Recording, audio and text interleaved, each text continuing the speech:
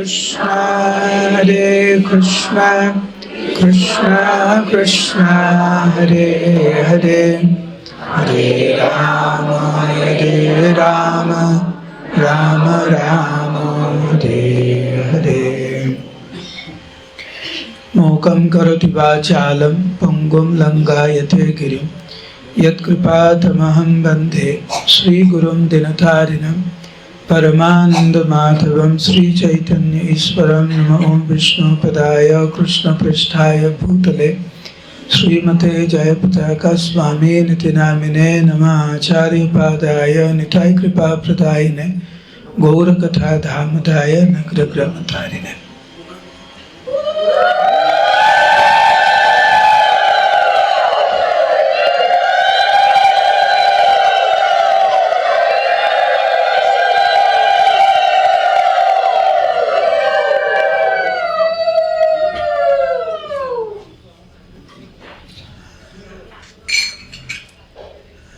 আজকের এই মানব সমাজের জন্য এক মহিমান্বিত দিন আপনারা জানেন আজকের এই দিনের বৈশিষ্ট্য কি এক দুজন জানেন আমাদের ইসকনের প্রতিষ্ঠাতা আচার্যের নাম কি সবাই একসাথে বলুন প্রভুপাদ প্রভুপাদের পুরো নাম কি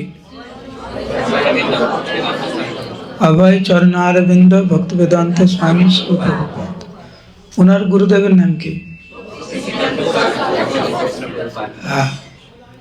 শ্রীল ভক্তি সিদ্ধান্ত সরস্বতী ঠাকুর শ্রীল প্রভুপাদ তো প্রভুপাদের যিনি গুরু ভক্তি সিদ্ধান্ত সরস্বতী ঠাকুর শ্রীল প্রভুপাদ আজকের ওনার তিরোভাব তিথি আজকের দিনে কলকাতায় উনি দেহ রেখেছিলেন সেই জন্য আজকের আমরা ওনাকে স্মরণ করে কিছু বলার চেষ্টা করব ঠিক আছে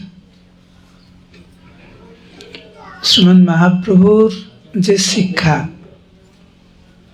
যে উদ্দেশ্য নিয়ে মহাপ্রভু এই জগতে আবির্ভূত হয়েছিলেন কালের প্রভাবে তা প্রায় নষ্ট হয়ে যায় এবং মানুষ মহাপ্রভুর শিক্ষাকে ভুলভাবে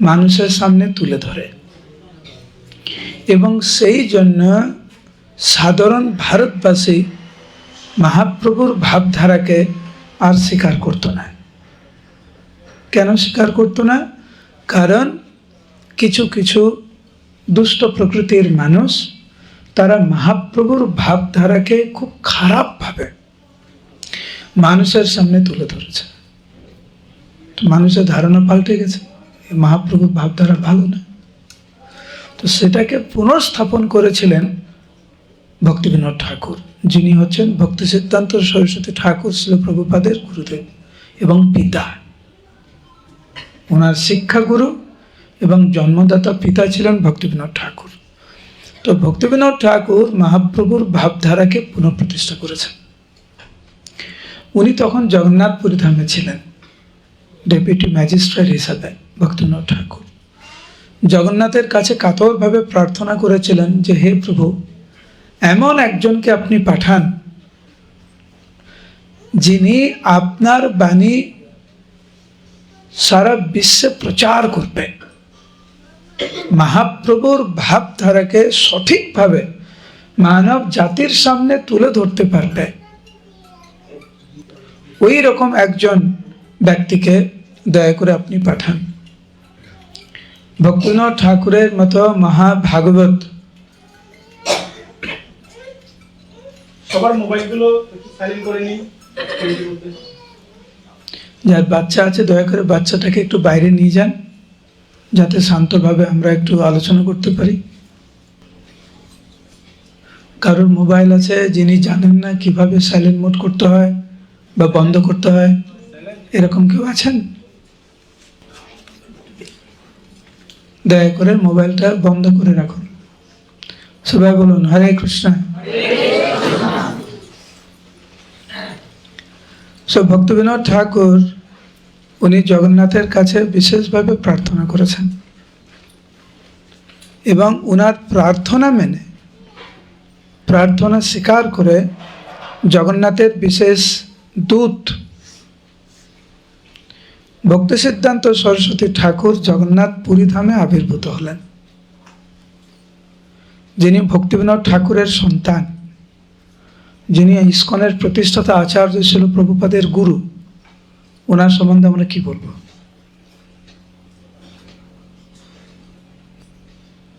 আমরা কোনো ভক্তর সম্বন্ধে কিছু বলতে গিয়ে হিমশিম খেয়ে যাই, আর যিনি প্রভুপাদের গুরু, যিনি ভক্তিবিনোদ ঠাকুরের দিব্য সন্তান, ওনার সম্পর্কে আমরা কি বলবো? কিন্তু এটা আমরা জেনে রাখতে পারি যে ভক্তি সিদ্ধান্ত সরস্বতী ঠাকুর ছিল প্রভুপাদ হচ্ছেন মহাপ্রভুর আপনজন। মহাপ্রভু নিজে ওনাকে পাঠিয়েছেন সারা বিশ্বে ভগবানের বাণী প্রচার করার যে বীজ বপন উনি করেছিলেন এবং বাস্তবায়িত করেছিলেন আমাদের ছিল প্রভুপাদ। তো এখানে বর্ণনা করা হয়েছে যে কিভাবে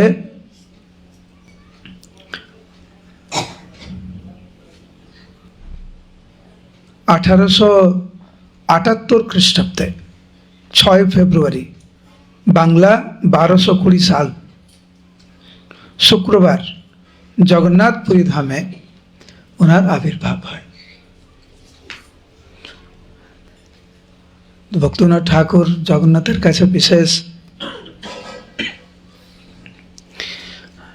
কৃতজ্ঞতা প্রকাশ করেছেন যে এরকম একজন দিব্য সন্তান পাঠানোর জন্য ওনার দূত রূপে। তো যখন সন্তানের জন্ম হয় কুষ্টি বিচার হয়, আপনাদের কুষ্টি বিচার হয়েছে নিশ্চয়? হয়েছে? কি বলছে? তুমি জগৎ বিখ্যাত হবে, লেখা নেই? কুষ্টি বিচার হয়েছে? হয়েছে, হ্যাঁ কি না? হয়েছে। কারো কারো হয়েছে, কারো কারো হয়নি।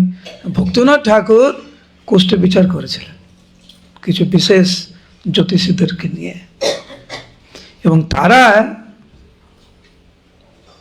এইটি ভবিষ্যৎবাণী করলেন যে উনি সারা বিশ্বে আচার্য রূপে উনি স্বীকৃতি লাভ করবেন।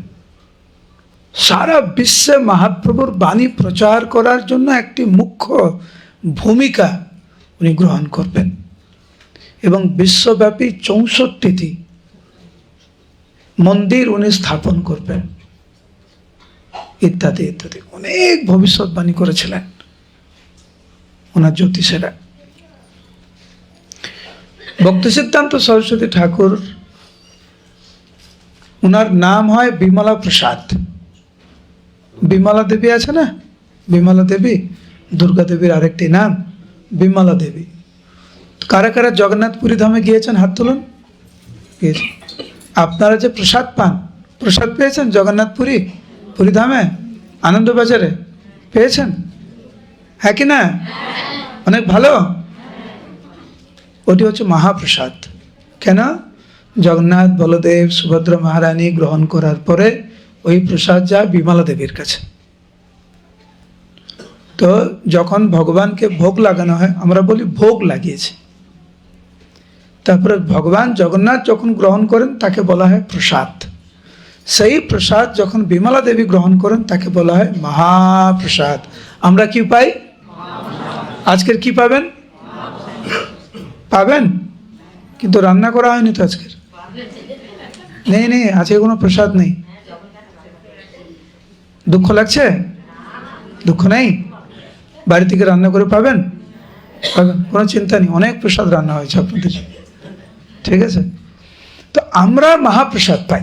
ভগবান জগন্নাথ গ্রহণ করেন, গৌরনিতাই গ্রহণ করেন, গুরু পরম্পরা গ্রহণ করেন, শিল প্রভুপাদ গ্রহণ করেন, তারপর আমরা, আমাদের গুরুদেব গ্রহণ করেন, তারপর আমরা গ্রহণ করি। আমরা পাই মহাপ্রসাদ। কি পাই? অনেক মহা। তো এই ভক্তি সিদ্ধান্ত সরস্বতী ঠাকুরের যে অন্নপ্রাশন হয়েছিল তা হয়েছিল জগন্নাথ দেবের প্রসাদ নিয়ে।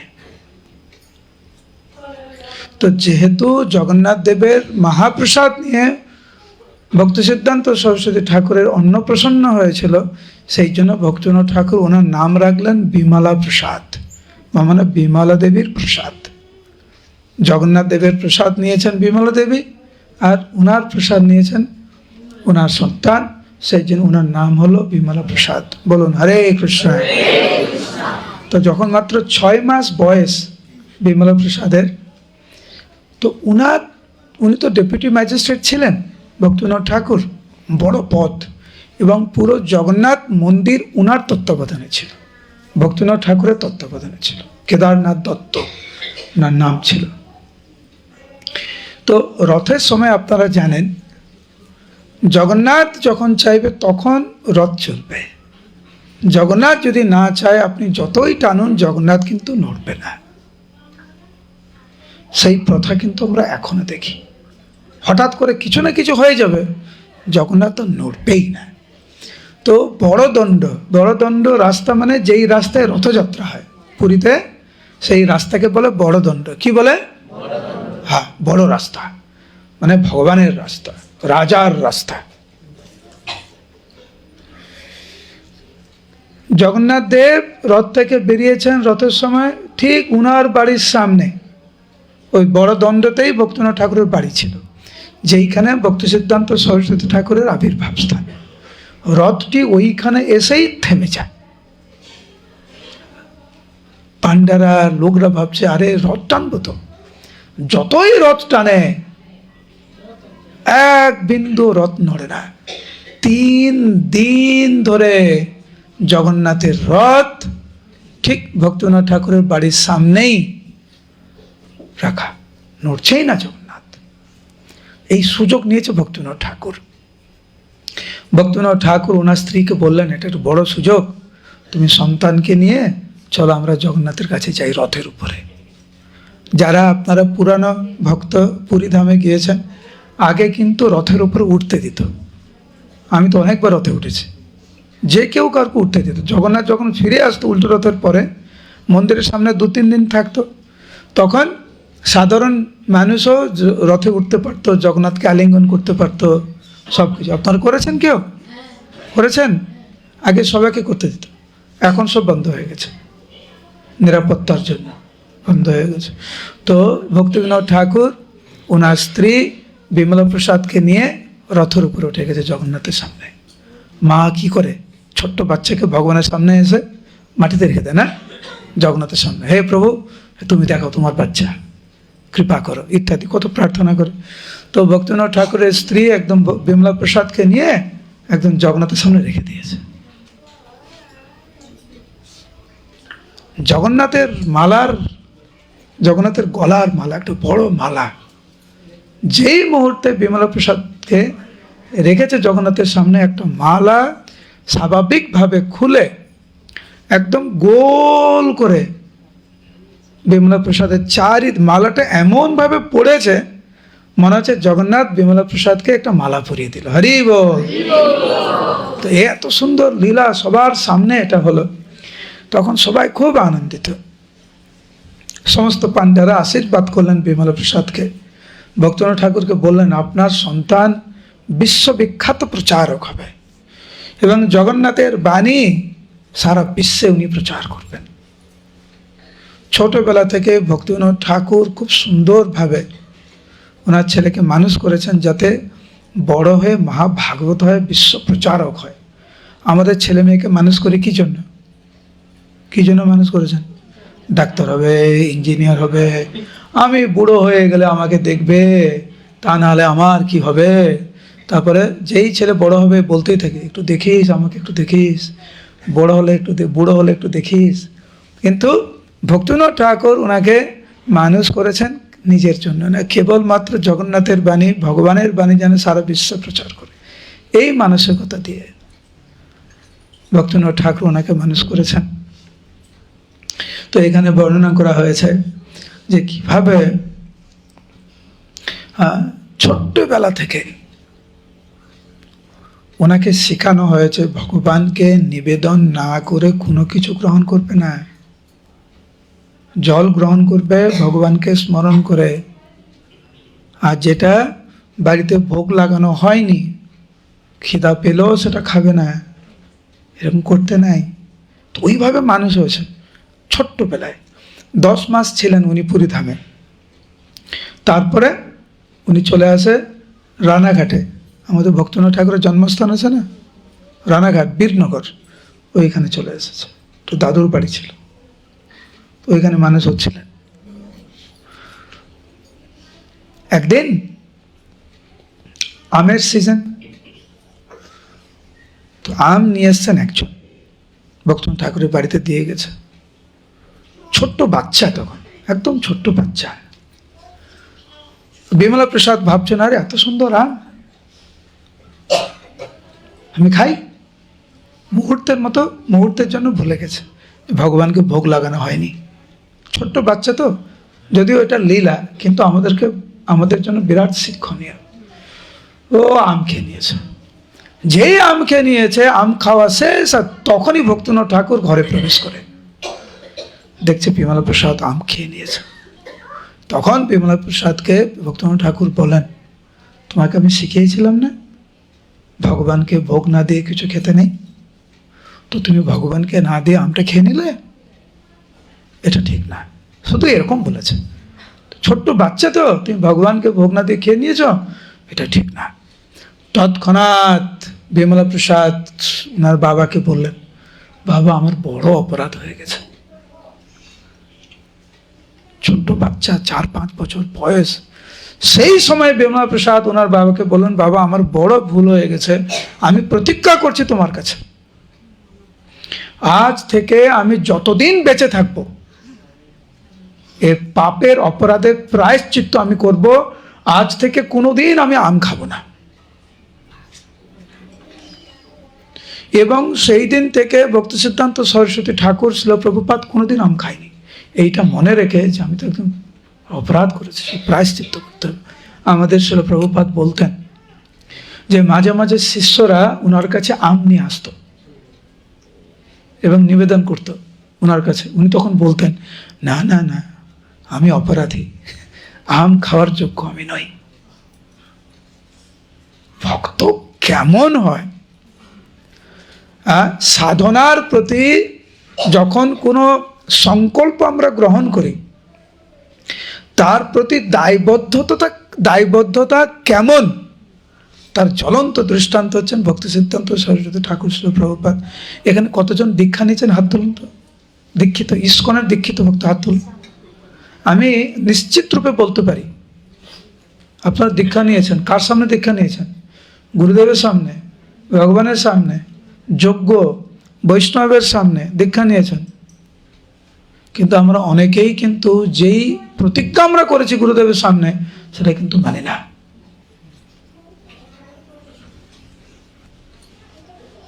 আমি অনেক ভক্তকে শুনি, প্রভু আমার অনেক দিনের জব বাকি আছে।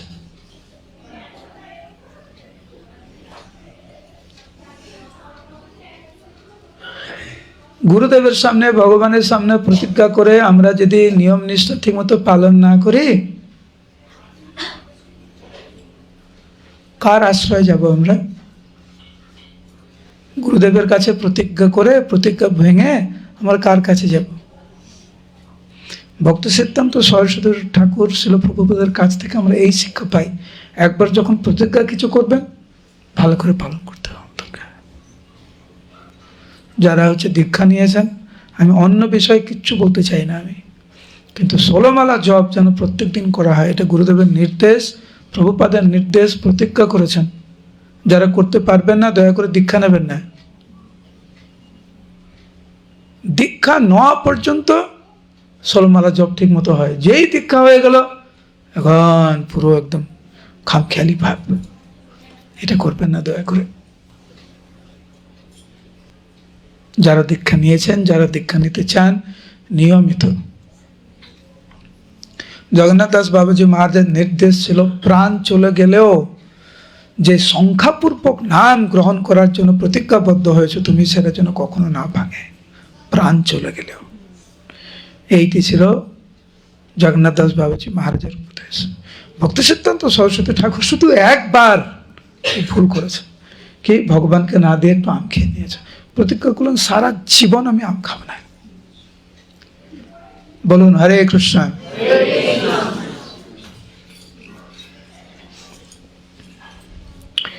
7 বছর বয়স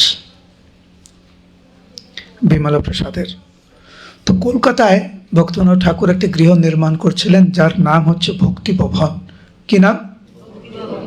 ভক্তি ভবন।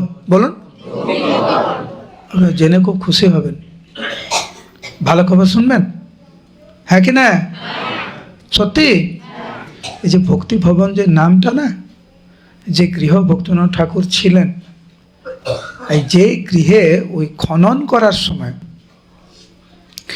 উনি একটি কুর্মদেবের, ভগবানের কুর্ম অবতার আছে না, কুর্মদেবের একটি বিগ্রহ পেয়েছিলেন।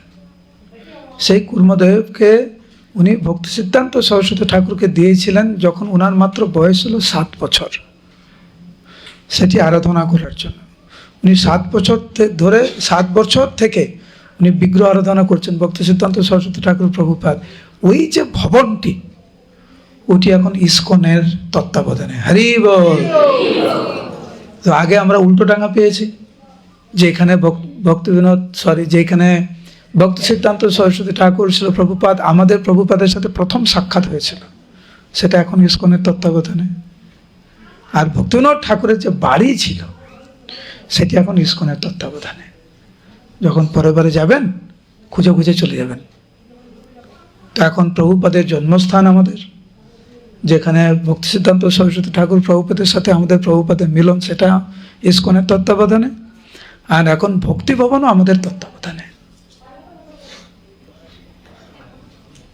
ভক্তি বিনোদ ঠাকুর কিছু শালিগ্রাম ছিল পুজো করতেন, সেটা এখনো ওখানে আছে, ওই ভক্তি ভবনে আছে। তো এইভাবে আমরা দেখি যে কিভাবে ভক্তিবিনোদ ঠাকুরের নির্দেশে, অনুপ্রেরণায় ভক্তি সিদ্ধান্ত সরস্বতী ঠাকুর ছোটবেলা থেকে পূর্ণরূপে বিগ্রহের সেবা, সংখ্যাপূর্বক নাম এবং ভক্তিবিনোদ ঠাকুরের তত্ত্বাবধানে শাস্ত্র অধ্যয়ন করায়। তো পড়াশোনা যখন উনি করতে যেতেন, স্কুলে যখন গিয়েছেন, এটা স্কুলের জীবনেও হয়েছে, কলেজ জীবনেও হয়েছে। যদিও কলেজ পড়তে পড়তে উনি ছেড়ে দিয়েছেন, তার কারণ আমরা পরে শুনব। তো ভক্তি সিদ্ধান্ত সরস্বতী ঠাকুর শ্রীল প্রভুপাদ স্কুলে পড়তে যেতেন। আমাদের কি হয়, স্কুল থেকে এসে বাবা মা বলে, এই পড়তে বস, হাত পা ধুয়ে পড়তে বস, খেয়ে মানে খাওয়ার সাথে সাথে পড়তে বস, ঘুম থেকে উঠে পড়তে বস, পড়তে বস, পড়তে বস সবসময়। ভক্তি সিদ্ধান্ত সরস্বতী ঠাকুর স্কুল থেকে এসেই শাস্ত্রগ্রন্থ অধ্যয়ন করতে শুরু করতেন এবং স্কুলে যা শিখতেন একবার শুনতেন। উনি ছিলেন শ্রুতিধর। কি ছিলেন? উচ্চস্বরে কি ছিলেন? শ্রুতিধর মানে একবার শুনবে মুখস্থ, কণ্ঠস্থ হয়ে যাবে। একবার সংস্কৃত শ্লোক পড়বে, কণ্ঠস্থ। উনি লাইব্রেরিতে যেতেন, লাইব্রেরিতে একবার যেই বই পড়বে উনি, বিমলা প্রসাদ, কোন পৃষ্ঠায় কি লেখা আছে সেইটি ভক্তি সিদ্ধান্ত সরস্বতী ঠাকুর প্রভুপাদ বলে দিতে পারতেন। আমি শুধু আমার কথা ভাবি, আপনাদের ক্লাস দিচ্ছি, আমি সকালে পড়েছি, কিন্তু সেদিন পড়ে ক্লাস দিচ্ছি। কালকে যদি এই ক্লাসটা আমাকে আবার দিতে হয়, আমি কিন্তু আবার পড়বো। আবার যদি পরশু দিন দিতে হয় একই ক্লাস, আমি আবার পড়বো। কলিযুগের বুদ্ধি আমার। তুমি যদি তোমার নাম বলো আমাকে, কালকে যদি তুমি যদি আমাকে জিজ্ঞাসা করো, আমি কিন্তু বলতে পারবো না তোমার নাম। ভক্তি সিদ্ধান্ত সরস্বতী ঠাকুর ছিলেন শ্রুতিধর। স্কুল থেকে যা পড়তো পুরো কণ্ঠস্থ। এসে ওই স্কুলের পড়াশোনা আর নেই, সারাদিন শাস্ত্র অধ্যয়ন করতেন। বাবা যেরকম বলতেন সেরকম হরিনাম জপ, বিগ্রহ সেবা, শাস্ত্র অধ্যয়ন। পরের দিন স্কুলে শিক্ষক যা জিজ্ঞাসা করতো উনি প্রথমে হাত তুলতেন। ক্লাসের নাম্বার 1 ছিলেন উনি, ভক্তি সিদ্ধান্ত সরস্বতী ঠাকুর। ওনার প্রতিভায় স্তম্ভিত হয়ে গেছিলেন ওনার সমস্ত শিক্ষকরা। নরোত্তম দাস ঠাকুরের প্রার্থনা, নরোত্তম দাস ঠাকুরের প্রেমভক্তি চন্দ্রিকা ছিল ভক্তি সিদ্ধান্ত সরস্বতী ঠাকুরের অত্যন্ত প্রিয়। তো জানেন এই গানগুলো কি? প্রেমভক্তি চন্দ্রিকা, প্রার্থনা, নরোত্তম দাস ঠাকুরের সব ভজন আমাদের ভক্তিগীতি সঞ্চয়নে আছে। ওটা সবসময় অধ্যয়ন করতেন বিমলা প্রসাদ প্রভু।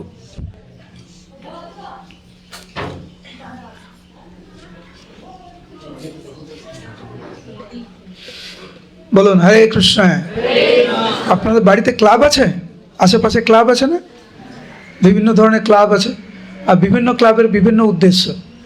কোনো কোনো ক্লাবে রক্তদান শিবির করে, কেউ কেউ দুর্গা পুজো করে, কালী পুজো করে, বিভিন্ন ক্লাব আছে। আমাদের ভক্তি সিদ্ধান্ত সরস্বতী ঠাকুর ছিল প্রভুপাদ, উনি একটা গোষ্ঠী করেছিলেন। সেই গোষ্ঠীর নাম ছিল, আমার পরে পরে বলবেন, নাম ছিল চির কুমার সভা। বলুন। এখন আপনারা অনেকেই হয়তো বিভিন্ন ক্লাবের সদস্য, ইসকনের সদস্য, আপনারা একটা সংস্থার সদস্য, তো সদস্যের কিছু নিয়মাবলী আছে, তাই না? ইসকনের সদস্য হতে গেলে 4টে নিয়ম পালন করতে হবে, জপ করতে হবে, ইত্যাদি ইত্যাদি। চা খাওয়া যাবে না, বিড়ি খাওয়া যাবে না। কেউ যদি চা খেতে খেতে বিড়ি ফুঁকতে বলে আমি ইসকনের ভক্ত, আপনি বলবেন এ পাগল, ইসকনের ভক্ত না। ইসকনের ভক্তরা চাও খায় না, বিড়ি খেয়ে খেয়ে বলছে ইসকনের ভক্ত। আমরা জানি প্রত্যেকটি সংস্থা একটা নিয়ম আছে। এই চিরকুমার সভা যেটা ভক্তি সিদ্ধান্ত সরস্বতী ঠাকুর করেছিলেন যুবক অবস্থায়, ওখানে নিয়ম ছিল একটি, যে যারা যারা চিরকুমার সভার সদস্য হতে চান তাদেরকে নৈষ্ঠিক ব্রহ্মচারী হতে হবে। যারা কেবল নৈষ্ঠিক ব্রহ্মচারী তারাই কেবল সদস্য হতে পারে। তো প্রথম প্রথম কয়েকজন সদস্য হয়েছিল, পরপরে একমাত্র সদস্য ছিলেন উনি, আর কোনো সদস্য নাই। উনি উনি খুব খুব কড়া ছিলেন, একদম নৈষ্ঠিক ব্রহ্মচারী ছিলেন ভক্তি সিদ্ধান্ত সরস্বতী ঠাকুর। আর যেরকম আর কেউ থাকতে পারেনি। উনি পড়াশোনায় এত ভালো ছিল, আমি যখন কোনো ভক্ত ছেলে মেয়েকে দেখি আমি জিজ্ঞাসা করি পড়াশোনা করছো? হ্যাঁ। আমি সবসময় বলি ভালো করে করবে, পড়াশোনা ভালো করে করবে। তোমার ভক্ত কেউ যেন না ভাবে দেখেছো ভক্ত হয়ে গেছো, পড়াশোনায় ভালো না, ভালো করে পড়াশোনা করবে। তো পড়াশোনায় ভক্তি সিদ্ধান্ত সরস্বতী ঠাকুর ছিল প্রভুপাদ এত ভালো ছিল যে ওনার শিক্ষক মুখ ফুটে বলে দিয়েছে, মুখ মানে ফসকে বলে দিয়েছে সারা জীবন ভালো করে পড়াশোনা করবে, ঠিক আছে? তো ভক্তি সিদ্ধান্ত সরস্বতী ঠাকুর ভাবছেন সারা জীবন? তখন উনি বললেন যে আমার জীবন সারা জীবন পড়াশোনা করার জন্য না, আমার জীবন হচ্ছে একনিষ্ঠভাবে চৈতন্য শিক্ষা অনুশীলনের জন্য, সারা জীবন এই ব্যাকরণ অনুশীলনের জন্য নয়। আপনাদের কি মনে হয় পড়াশোনার উদ্দেশ্য কি? সারা জীবন পড়াশোনা করা, হ্যাঁ কি না? কারা কারা ভাবেন পড়াশোনার উদ্দেশ্য হচ্ছে সারা জীবন পড়াশোনা করা? কাজ করার উদ্দেশ্য কি? সারা জীবন কাজ করা না। এবার একটা প্রশ্ন করি, দেখি কারা কারা ভালো উত্তর দিতে পারে। জব করার উদ্দেশ্য কি? হ্যাঁ, জোরে হাততালি দেন, জোরে জোরে জোরে। খুব ভালো, আমি খুব খুশি হয়েছে। আপনার জপ বই পড়েছেন মনে অল্প অল্প, খুব ভালো। পড়াশোনা করার উদ্দেশ্য সারা জীবন পড়াশোনা করে না, চাকরি করার উদ্দেশ্য না সারা জীবন চাকরি করা, কিন্তু হরিনাম করার উদ্দেশ্য হচ্ছে সারা জীবন, জীবনের শেষ নিঃশ্বাস পর্যন্ত হরিনাম করা। হরি বল। এটি ছিল ভক্তি সিদ্ধান্ত সরস্বতী ঠাকুর শ্রী প্রভুপাদের শিক্ষা। বলে আসো ওখানে।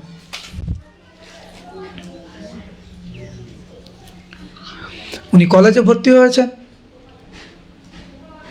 কলেজে পড়াশোনা খুব ভালো হচ্ছে, কিন্তু উনি একটা জিনিস লক্ষ্য করেছেন, যারা খুব ভালো পড়াশোনা করার লোক যারা, তাদের সংসার জীবনে প্রবেশ করার একটা প্রবণতা থাকে। ভালো চাকরি, ভালো পড়াশোনা মানে ভালো চাকরি, ভালো চাকরি মানে ভালো টাকা পয়সা আয়, ভালো টাকা পয়সা আয় মানে বিবাহ করো, তারপরে সন্তানাদি, তারপরে সংসার সংসার। উনি ভাবলেন এই পথে আমি হাঁটবো না। হঠাৎ করে উনি কলেজ ছেড়ে দিলেন। তখন উনি লিখছেন, ওনার জীবনীতে উনি লিখছেন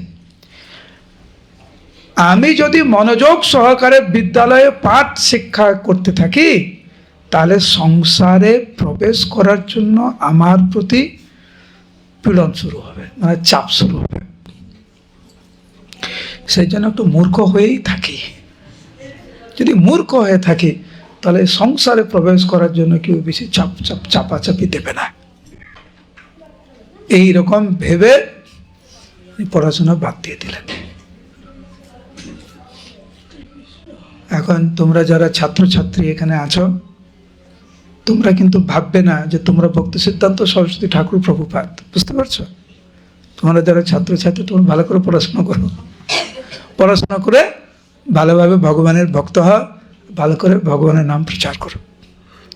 ভক্তি সিদ্ধান্ত সরস্বতী ঠাকুর এরকম চিন্তা করে উনি ছেড়ে দিলেন।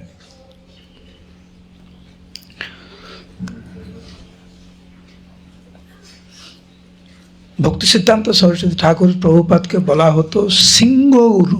সিংহগুরু, সিংহগুরু বলুন, কি বলা হতো? সিংহ কারুকে ভয় পায়? দেখেছেন? হ্যাঁ, এইরকম করে চলে একদম। কোনো অপসম্প্রদায়কে কৃষ্ণ ভক্তিতে কোনো প্রতিবন্ধক থাকে তো এই ভয় পেতেন না। সেই জন্য ওনার প্রচেষ্টায় ভারতবর্ষে, বাংলাদেশে, ইউরোপের কয়েকটি জায়গায় উনি কেন্দ্র খুলেছিলেন, যাতে মহাপ্রভুর বাণী প্রচার হয়। আর একটু ভালো করে জেনে রাখবেন, আপনারা বর্ধমানের বাসিন্দা, তাই তো? আর একজনকে ভক্ত বানানোর চেষ্টা করুন, কত কঠিন, তাই না? এখন বিদেশের মাটিতে প্রচার করা, এটা কিন্তু এত সহজ না। ওই সময় উনি করেছিলেন। প্রভুপাদ বিদেশে যাওয়ার আগে ভক্তি সিদ্ধান্ত সরস্বতী ঠাকুর প্রভুপাদ ওনার কয়েকজন শিষ্যকে উনি বিদেশে পাঠিয়েছিলেন প্রচার করার জন্য।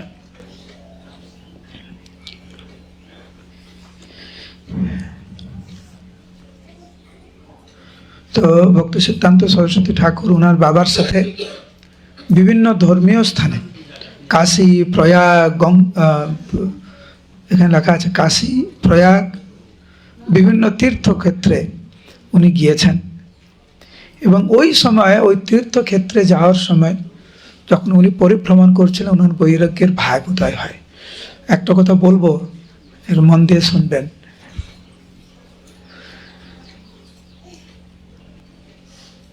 সংসারে থাকা,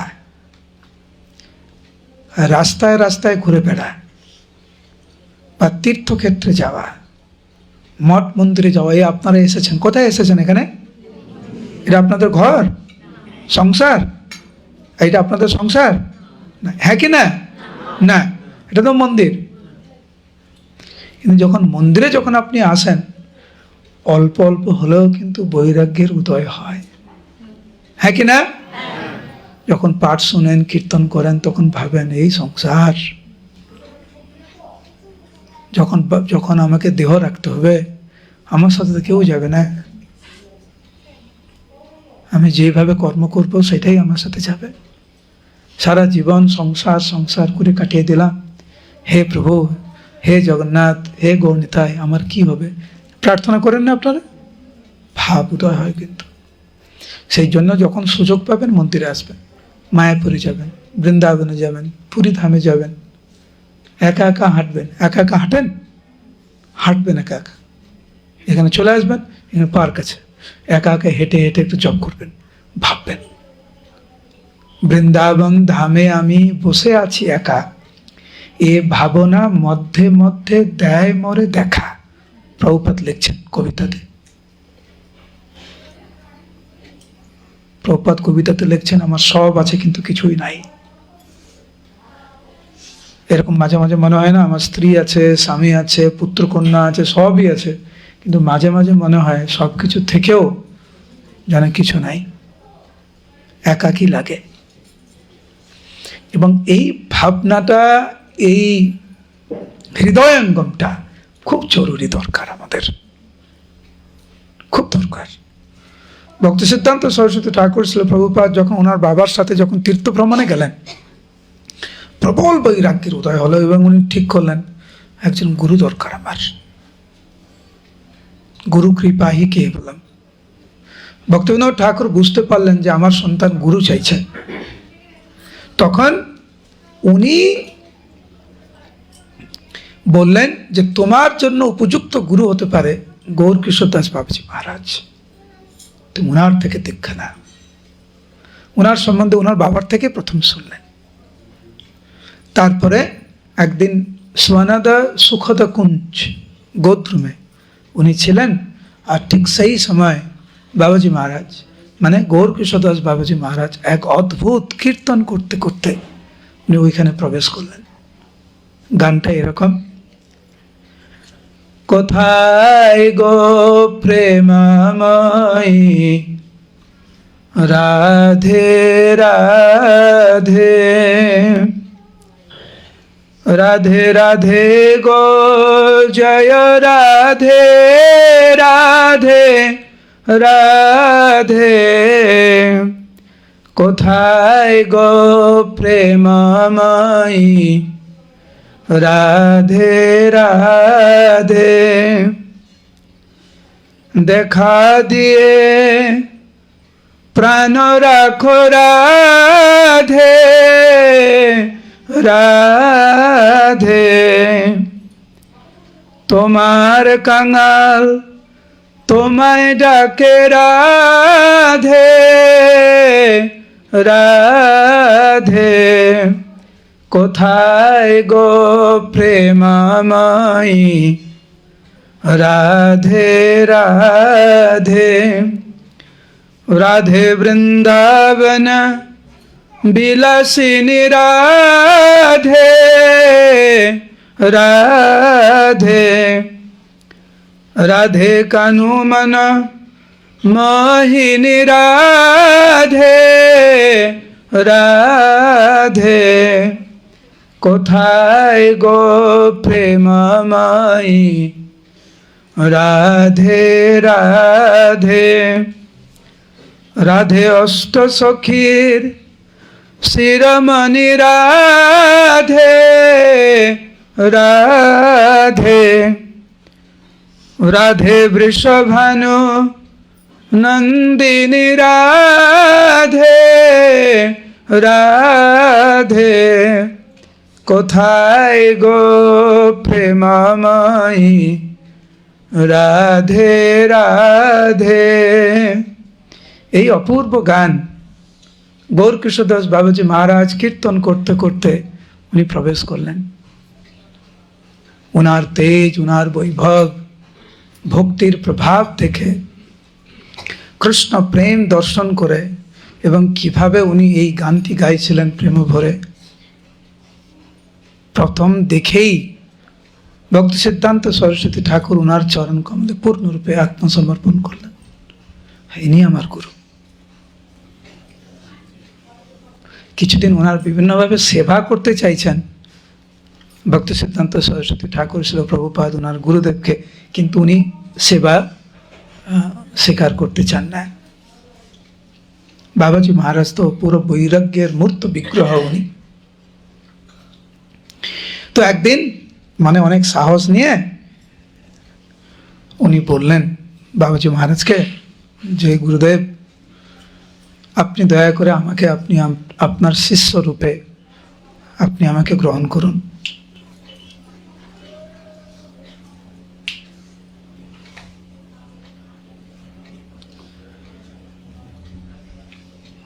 আর করবে না?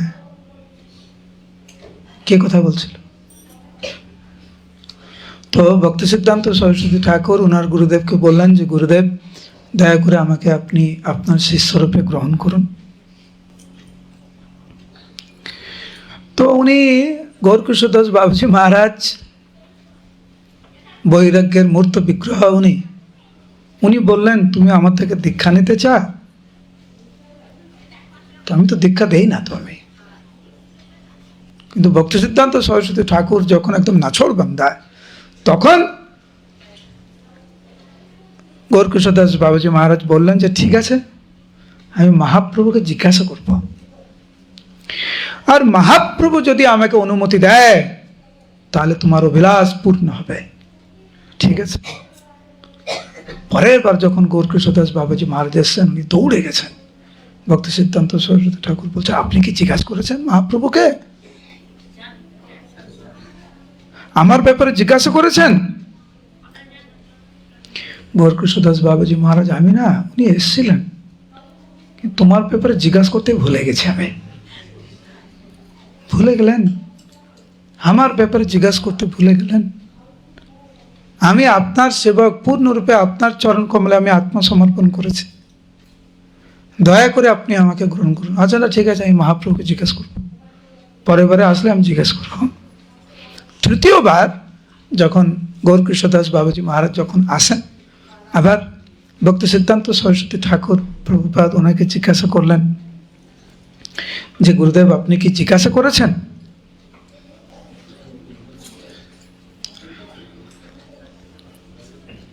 বলে, হ্যাঁ আমি জিজ্ঞাসা করেছি। মহাপ্রভু বললেন আমাকে যে সুনীতি এবং পাণ্ডিত্য এটা ভগবত ভক্তির কাছে অতীব তুচ্ছ, এসবের দ্বারা ভগবানকে পাওয়া যায় না। ভক্তি সিদ্ধান্ত সরস্বতী ঠাকুর বিদগ্ধ পণ্ডিত ছিলেন। হরি বল। আপনাদের জন্য অসুবিধা হচ্ছে, ক্লাসে কথা বলছেন, যারা ঢুকছেন বেরোচ্ছেন। আপনারা একটু এগিয়ে আসুন, তো একটু এগিয়ে আসুন, অনেক ভক্ত আসছে, একটু এগিয়ে আসুন। হরি বল, একটু এগিয়ে আসুন, এগিয়ে আসুন, এগিয়ে আসুন। মায়েরা একটু এগিয়ে আসুন। এবার বসে যান, বসে যান। যারা দাঁড়িয়ে আছেন দয়া করে বসে যান।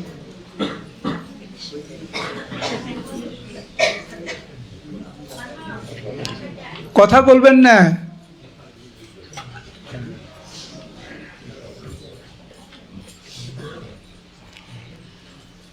ভক্তি সিদ্ধান্ত সরস্বতী ঠাকুর ছিলেন ভক্তিবিনোদ ঠাকুরের সন্তান, বিদগ্ধ পণ্ডিত,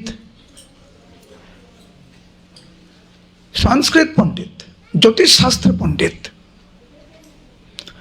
তো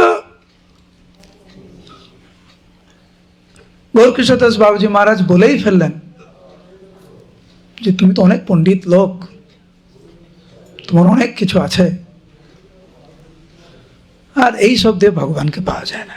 মানে মোটামুটি উনি বলে দিলেন না। তখন অভিমানে বিনম্র চিত্তে গৌরকৃষ্ণদাস বাবাজি মহারাজের চরণ কমলে ভক্তি সিদ্ধান্ত সরস্বতী ঠাকুর বললেন যে, আপনি মহাপ্রভুকে সেবা করছেন যিনি কপটের শিরোমণি, কপটতার শিরোমণি মহাপ্রভু, তাকে সেবা করছেন, সেই জন্য আপনিও আমাকে বঞ্চনা করছেন।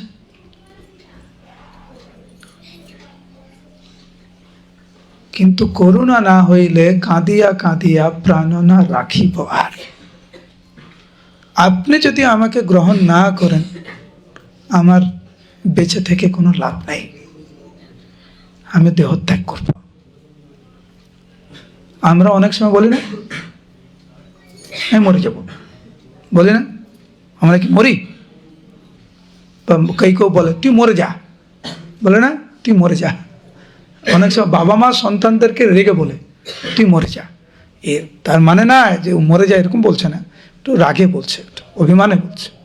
কিন্তু ভক্তি সিদ্ধান্ত সরস্বতী ঠাকুর ছিল প্রভুপাদের এই যে উক্তি ছিল যে করুণা না হইলে কাঁদিয়া কাঁদিয়া প্রাণ না রাখিব আর, গৌরকৃষ্ণদাস বাবাজি মহারাজ উপলব্ধি করেছিলেন যদি সত্যিকারের আমি একে দীক্ষা না দেই, এই কিন্তু সত্যিকারের দেহ রাখবে। আর সেই জন্য সঙ্গে সঙ্গে গৌরকৃষ্ণদাস বাবাজি মহারাজ বললেন, তুমি স্নান করে আসো সরস্বতী নদীতে। সরস্বতী নদী মানে জলঙ্গি নদী। তো নদীতে স্নান করে আসো, আমি তোমাকে খুলতে লাগবে না। ও ভগবানের ভোগ লাগাবে কি? তাহলে খুলে হয়তো ভগবানের ভোগ লাগাবে। তো সঙ্গে সঙ্গে উনি স্নান আদি করে প্রস্তুত হয়ে আসলেন, আর গৌরকৃষ্ণদাস বাবাজি মহারাজ ওনাকে দীক্ষা দিলেন উনি। আর ওনার দীক্ষার নাম, আগে নাম ছিল বিমল প্রসাদ, এখন নাম হলো শ্রী বার্ষবানবী দেবী দ্বৈত দাস। লম্বা নাম হ্যাঁ, শ্রী বার্ষবানবী দেবী দ্বৈত দাস। বলুন, এটি হচ্ছে ভক্তি সিদ্ধান্ত সরস্বতী ঠাকুর শিল প্রভুপাদের দীক্ষার নাম। তো দীক্ষা নেওয়ার পরে ওনার গুরুদেব এবং ওনার পিতা ভক্তিবিনোদ ঠাকুরের নির্দেশে উনি সর্বত্র ভগবানের নাম প্রচার করতে শুরু করলেন। প্রচার করার জন্য নিজেকে প্রস্তুত করতে হয়। আমি ক্লাস দিচ্ছি, প্রস্তুতি নিয়ে তো ক্লাস দিচ্ছি। ক্লাসে অনেকে ঘুমায়, প্রস্তুতি নিয়ে এসেই ঘুমায়। যে ঘুম তো হচ্ছে না বাড়িতে, যায় একটু মন্দিরে, ক্লাস শুনতে শুনতে ভালোই ঘুম হবে, এইভাবে আসে। আমি দেখছি যদিও এক দুজন বাদ দিয়ে সবাই জেগে আছে, এক দুজন ঘুমাচ্ছে, ওইদিকে নজরটা যায় আমার। কিন্তু এক দুজন বাদ দিয়ে দেখছি সবাই জেগে আছে, খুব ভালো। বলুন হরে কৃষ্ণ। প্রস্তুতি দরকার। আপনারা যে এসেছেন এখানে প্রস্তুতি নিয়ে এসেছেন, যে ঘরের যাবতীয় যে কর্ম ওটা তাড়াতাড়ি গুছিয়ে টুছিয়ে মন্দিরে যাই, আজকে অনুষ্ঠান আছে।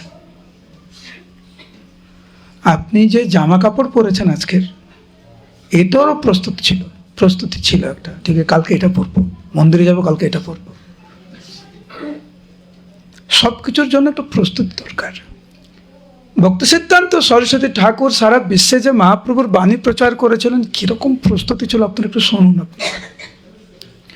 আমরা কয় মালা জপ করি? কয় মালা? ভক্তি সিদ্ধান্ত সরস্বতী ঠাকুর মায়াপুরে প্রত্যেকটা দিন 192 মালা করে জপ করেছেন। কয় মালা? কখনো করেছেন? প্রায় 4 বছর ধরে 365 দিন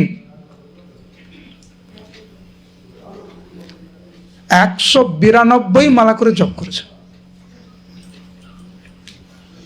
কয়েকদিন আগে আমাদের পরিক্রমাতে কবিচন্দ্র মহারাজ বলছিলেন যে যারা ভক্তি জীবনে অনেক পারদর্শী, অনেক দিন ধরে সাধন ভোজন করেন, তাদের জন্য কমপক্ষে 17 ঘন্টা লাগে 192 মালা জপ করতে। কয় ঘন্টা? আর আমরা 1-1.5 ঘন্টা জপ করতে গেলে আমাদের অবস্থা খারাপ। কিরকম প্রস্তুতি নিয়েছিলেন ভক্তি সিদ্ধান্ত সরস্বতী ঠাকুর শিল প্রভুপাদ।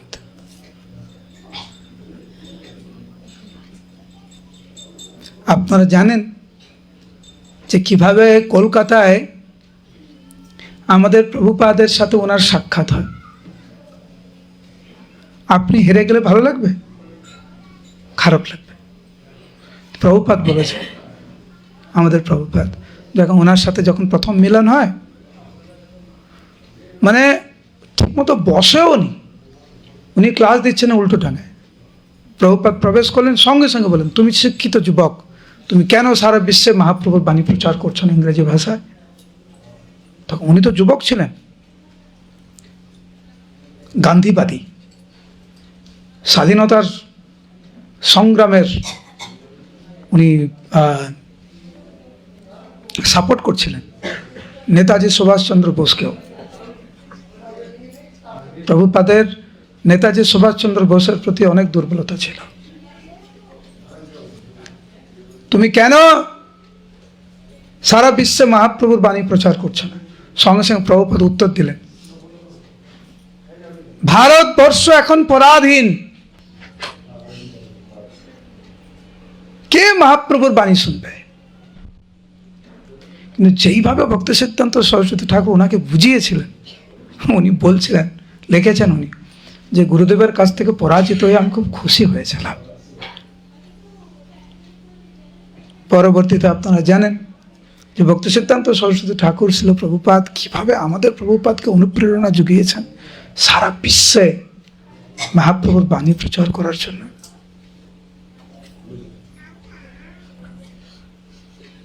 আমাদের প্রভুপাদ বলতেন যে আমি যা কিছু করেছি গুরুদেবের বিশেষ কৃপায়। আরেকটা জিনিস আমি লক্ষ্য করেছিলাম যখন ওনার জীবনী পড়ছিলাম, ভক্তি সিদ্ধান্ত সরস্বতী ঠাকুর ভক্তের কোনো দোষ দেখতেন না। একবার কয়েকজন ভক্ত এসেছে ওনার কাছে অভিযোগ করতে, একজন ভক্তের ব্যাপারে।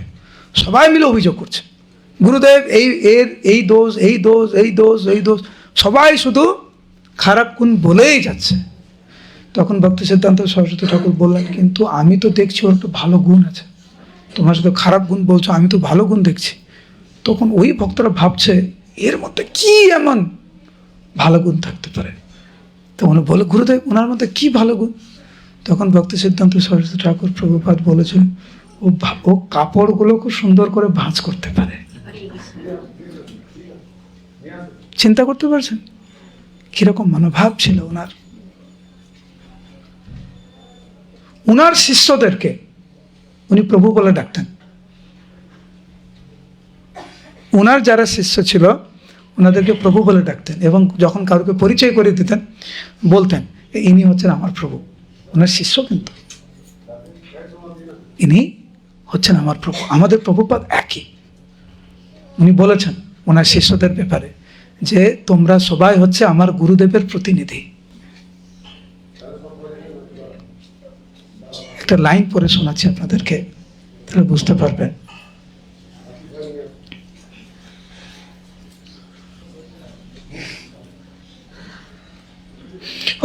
ওটা পড়ার আগে আরেক জিনিস বলি। চতুর্মাস আছে না, আপনারা কি চতুর্মাস করেন নাকি? করেন? কিভাবে করেন? কি করেন চতুর্মাসে? কি করেন? ও আচ্ছা, ওই রকম চতুর্মাস। ও আমি তো ভাবলাম মানে মানে ভয়ঙ্কর চতুর্মাস। এটা আবার কি? মানে এক মাসে শাক খান না, এক মাসে দুধ খান না, এক মাসে দই খান না, এক মাসে হচ্ছে উড়ির ডাল খান না। আচ্ছা, ওই চতুর্মাস করেন। আচ্ছা, খুব ভালো। ভক্তি সিদ্ধান্ত সরস্বতী ঠাকুরের চতুর্মাস শুনবেন? শুনবেন? 4 মাস উনি কি করেছেন? এক, কমপক্ষে 17 ঘন্টা উনি জপ করেছেন, 192 মালা করে জপ করেছেন। আপনারা যে চতুর্মাস করেন কবার করে খান? 2 বার, 3 বার, 4 বার, 5 বার, মানে চলতেই থাকে, আমাদের চলতেই থাকে। ভক্তি সিদ্ধান্ত সরস্বতী ঠাকুর শিল প্রভুপাদ চতুর্মাসের সময় একবার খেতেন, তা শুধু হবিষণ্য ছিল। কিভাবে খেতেন আপনাকে করে দেখাবো, কিন্তু করে দেখলে আপনারা আমাকে দেখতে পাবেন না, এমনি বসে বসে করে দেখাই। ওই হবিষণ্য মাটিতে থাকতো, প্লেটে না, পাত্রে না, মাটিতে। হাত দিয়ে খেতেন না, এই 2 হাত থাকতো পিছনে। গরু হাত দিয়ে খায়? গরু কি দিয়ে খায়? হাত দিয়ে খায় না, মুখ দিয়ে খায়। ওই যে একবার যে নামবে উনি, 2 হাত পিছনে, হাঁটু গেড়ে বসলো নিচে, একবার মুখ নিচু করে যতটুকু খেতে পারবে ততটুকুই খাবে। একবার যদি মুখ উঁচু করে আর খাবে না। 24 ঘন্টা বলে ব্রজনাথ করবে।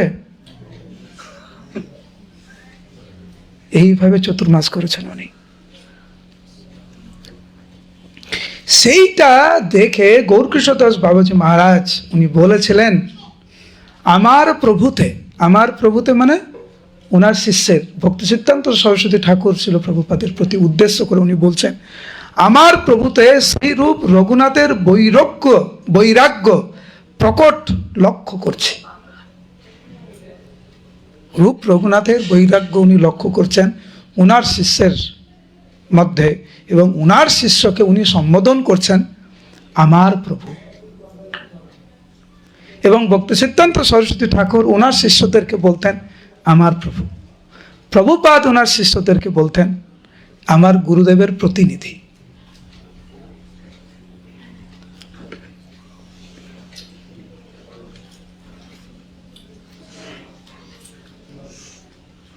এইবারে শুনুন,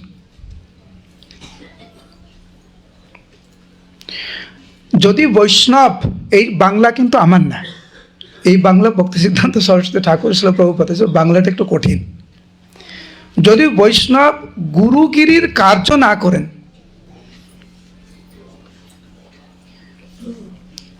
তবে পারমার্থিক বৈষ্ণব বংশ থেমে যায়।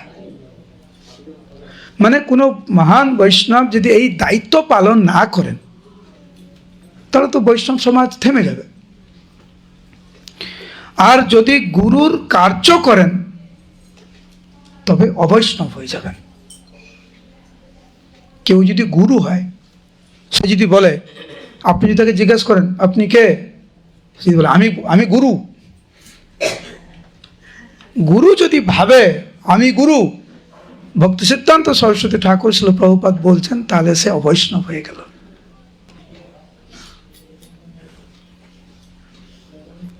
গুরু যদি মনে করে যে আমি গুরু, তবে গুরুর প্রথম বর্ণের উকার লোপ পায়। প্রকৃত গুরু শিষ্য করেন না, গুরু করে থাকেন। তার কথায়, লেখায় এবং আচরণে কোনো প্রকার পার্থক্য ছিল। তার মানে এর সংক্ষেপে বলছি, গুরুদেবের মনোভাব কেবল একজন বিনম্র সেবক। ভক্তি সিদ্ধান্ত সরস্বতী ঠাকুর বলছেন, কোনো গুরু যদি অহংকার করে বলে আমি গুরু, ভক্তি সিদ্ধান্ত সরস্বতী ঠাকুর বলছেন উনি গুরু না, উনি গরু। এটা উনি বুঝাচ্ছেন যে বৈষ্ণব সমাজ কেমন, যে যত বড় হয় সে তত বিনম্র হয়, তার মনোভাব তত সেবকের মনোভাব। আমাদের ইস্কনে বড় বড় গ্রন্থ লেখা হয়েছে ভক্তি সিদ্ধান্ত সরস্বতী ঠাকুর শিল প্রভুপাদের জীবনী প্রসঙ্গে। উনার প্রতি আমরা কৃতজ্ঞ। উনি প্রভুপাদকে অনুপ্রেরণা দিয়েছিলেন, আদেশ দিয়েছিলেন, সেই জন্য তার ফলস্বরূপ কিন্তু আমরা এখানে বসে আছি, বর্ধমানে বসে আছি। এবং ওনার ভক্তি সিদ্ধান্ত সরস্বতী ঠাকুর শিল প্রভুপাদের ছবি আমাদের অল্টারে আছে, আমরা প্রত্যেক দিন আরাধনা করি। তো আজকের এই দিব্য তিথিতে, এই দিব্য দিনে উনি কলকাতায় উনি দেহ রাখেন সকালবেলা। ওনার সেই দেহটি আনা হয় মায়াপুরে, এবং চৈতন্য মঠ আছে না, চৈতন্য মঠ, ওইখানে ওনার পূর্ণ সমাধি দেয়া হয়। তো আজকের এই দিব্য তিথিতে ওনার চরণ কমলে আমরা প্রার্থনা করি যে উনি যেন আমাদেরকে কৃপা করেন, আমরা যেন আমাদের গুরুদেবের শিক্ষাকে সবচাইতে বেশি গুরুত্ব দিয়ে যেন পালন করার চেষ্টা করতে পারি। আমরা তো এই ব্রহ্মমধ্ব গৌড়ীয় সম্প্রদায়, আমাদের অনেক নাম, ব্রহ্মমধ্ব গৌড়ীয় সম্প্রদায়, তারপরে আমাদেরকে বলা হয় রূপানুগা, আমরা প্রভুপাদানুগা, আরেকটি নাম আছে আমাদের, আমরা হচ্ছে সারস্বত গৌড়ীয় সম্প্রদায়। বলুন, এটা কিন্তু আমাদের আরেকটি নাম সম্প্রদায়ের। সারস্বত মানে ভক্তি সিদ্ধান্ত সরস্বতী ঠাকুর শিল প্রভুপাদের অনুগামী আমরা। তা আমাদের নাম, আমাদের সম্প্রদায়ের নাম ব্রহ্মমধ্ব গৌড়ীয় সম্প্রদায়, আমরা রূপানুগা, আমরা প্রভুপাদ অনুগা, আমরা সারস্বত, কি বললাম, সারস্বত গৌড়ীয় সম্প্রদায়। তা আপনারা শুনলেন ভক্তি সিদ্ধান্ত সরস্বতী ঠাকুর শিল প্রভুপাদের জীবনী। উৎসাহ পেয়েছেন? এখন ভালো করে সাধন ভজন করুন, জীবনে কিছু পরিবর্তন আসুক, তাহলে তো ভালো। এত সংখ্যায় এসছেন, আজকে কাজের দিন, মন্দিরে বসার জায়গা নেই, এত ভক্ত এসছেন আপনারা, এত ভক্ত আপনাদের এখানে আছে। এখন উচিত যে সাধন ভজন আমরা করি তার গুণগত মানটাকে বৃদ্ধি করার জন্য। জপ আপনারা প্রত্যেক দিন করেন, এখন গুণগত মানটি বৃদ্ধি করুন। শিল ভক্তি সিদ্ধান্ত সরস্বতী ঠাকুর শিল প্রভুপাদ কি, ইস্কন প্রতিষ্ঠাতা আচার্য শিল প্রভুপাদ কি, ইস্কন গুরু বৃন্দ কি, অনন্ত গৌরী বৈষ্ণব বৃন্দ কি, সমবেত গৌর ভক্ত বৃন্দ কি।